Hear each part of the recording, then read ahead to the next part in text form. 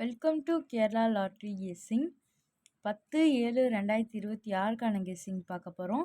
அதுக்கு முன்னால் நம்ம சேனலை ஃபஸ்ட் டைம் பார்க்குறவங்க சப்ஸ்கிரைப் பண்ணிக்கோங்க, லைக் போட்டுக்கோங்க. நண்பர்களுக்கு யூஸாக தெரிஞ்சதுன்னா ஷேர் பண்ணி விடுங்க.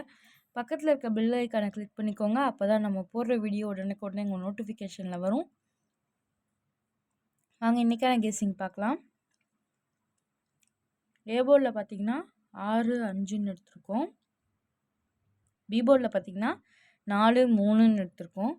சி போர்டில் பார்த்தீங்கன்னா 8 1ன்னு எடுத்திருக்கோம்.